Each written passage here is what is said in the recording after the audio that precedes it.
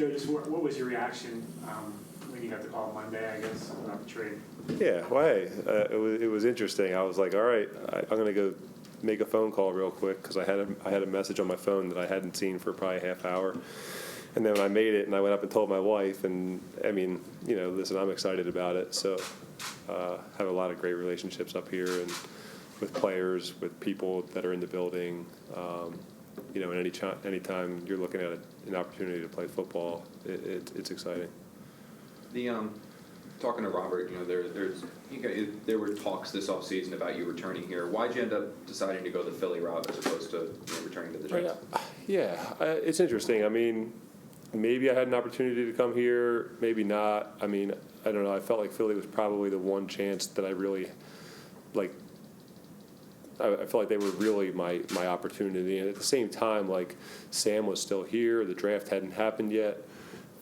I probably didn't need to make a decision super quick about it, but I felt like I had to in that moment. I wanted to keep myself, and I thought that was a good situation down there. I thought I think it was a good situation down there. So I had to make a decision without really having all the info, and went with that. And there was a lot of positives besides the team down there and all that. Just with it being close to home and being able to live at home and keeping your kids in school and all that. It was those things all weighed into my decision at that moment. Are you disappointed how it worked out in Philly?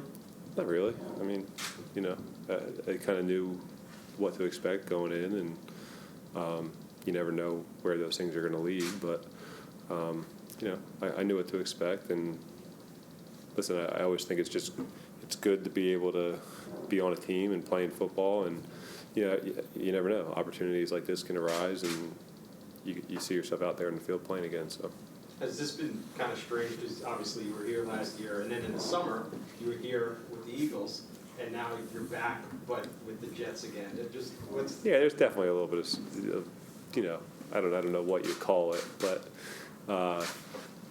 it's different. But at the same time, I mean, I think, listen, theoretically, you could be traded anywhere. So to be traded up to a team and an organization that you feel comfortable with, a place that's still, only a little bit over an hour away from home, I feel fortunate to have it happen that way. How quickly do you think you'll be able to pick up this offense and be, ready to play? Yeah, I mean, relatively quickly. I mean, I've had, I've been in similar. I guess you can say like the same offense / similar offense. There's always little wrinkles that are different in terms of like how you're calling your formations and your motions and, what you're calling, certain concepts. So there's a lot of familiarity with it, and it's just a kind of a process of getting yourself back up to speed with it and seeing what they've installed and what they really like to run and all those kind of things. Conceivably, could you be ready for next Thursday, do you think, or is that too soon? Yeah, listen, I mean, I would, if I had to, last year, to put it in comparison, like last year, I hadn't called a single play of the offense that we had ran until I got in there on a Thursday night against the Denver Broncos. That was the first time I ever called a play in that offense, at all, because I couldn't practice all of training camp. And then I think I practiced like a week maybe, and it was just scout team. So, yeah, I mean, I've played long enough to be able to, kind of adapt as much as I can on the fly and be ready as quick as possible. What's your relationship like with Mike and just kind of seeing him preparing for his first start this week? Yeah, it's good. I'm glad I can be here to kind of, help as much as I can with him, and I'm sure he's excited and got a lot of feelings going into this game. Obviously, it's probably good for him in the sense that he got to play a little bit last week and isn't just being thrown into the fire right away. He got to get his feet wet and feel what it's like to be part of an NFL game. So, developed a great relationship with Mike last year, so I'm happy I can be here to be as any help as I can. When they just traded for you, what specific plan did they have for you? Do they anticipate for you to start eventually? Do you think you anticipate for you just to be the backup? What's the plan for you? Well, I mean, you got to talk to probably, the head coach and the offensive coordinator as to what they really see the plan being. I mean, I do see myself. I think I see myself playing here at some point, in the next couple of weeks. But, I don't really know what they have in mind. Joe, what led to the delay for you to report today? Yeah, well, it's just like, it's just going through some of the process of the logistics of getting up here and making sure everything's in place and, making sure it's all sorted out.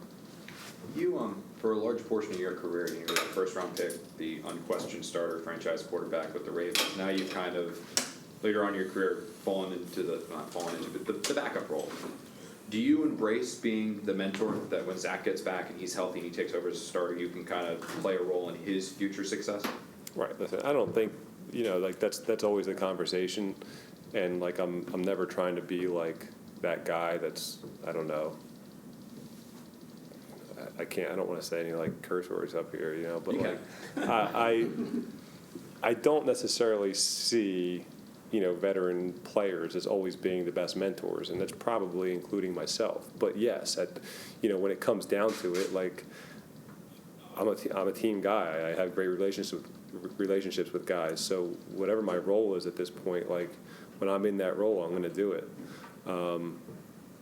But like, yeah, I don't necessarily think like, hey, we're going to bring in a veteran quarterback to be this great mentor.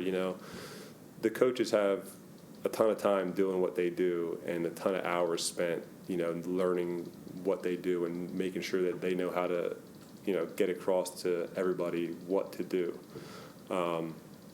Sometimes veterans just come in there and they shake things up in a bad way because they've done things one way and they're arguing against the coach, and then the rookie quarterback, he hears that and says, well, you think this way, and they start listening to you, and the next thing you know, they're not listening to the coach. So it's not always like the great dynamic, so like that's where, like, for me, I think I've seen that, and when I am in that role, I can see it, and you have to know when to shut up and when to interject and say, listen, here's how you, I witnessed it a little bit this year in Philadelphia. Like, there are benefits of it. You get in the meeting room and you're not sure exactly, hey, you can kind of feel what he's thinking, what a quarterback is thinking, and why he's maybe struggling with footwork or read, or, and then coaches try to go in there and they put it in some words, and you got to take that as the veteran quarterback in the backup position and like use the coach's terminology, but at the same time, like, simplify it as much as you can for like the young quarterback.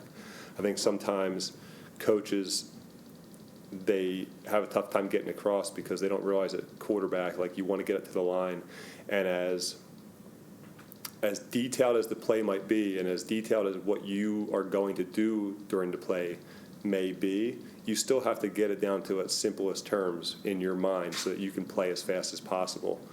So, like, I'm going a roundabout way of answering this, but like, I will embrace that role, but at the same time, like, I think I'm here to, in the short term, help out as much as I can on the field.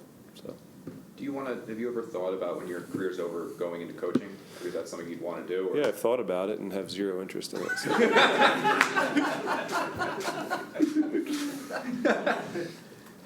Joe, you said you get things squared away before you were able to come here. Is that COVID stuff that you had to get squared away? No, it's just like, family stuff and getting everything up here and all that stuff. This is obviously a different group of guys than when you were here even, 8 months ago, 10 months ago, or whatever. Just what do you see from the changes in the coaching staff and then maybe some of the weapons out there that weren't here before? Well, I've been here for a couple hours, so I've tried to ask guys, like, hey, what's the environment like? And I think everybody's had an awesome answer. Everybody's been upbeat about it and pumped about, how it's going. Now, obviously, we're getting into the middle of the season here, and, we want to win some games because obviously there's always that point where it's like, okay, we're excited about, our, what we can do, but at some point you want to make it happen. So, you want to keep the players' interest by actually going out there and winning some games, and that's on us.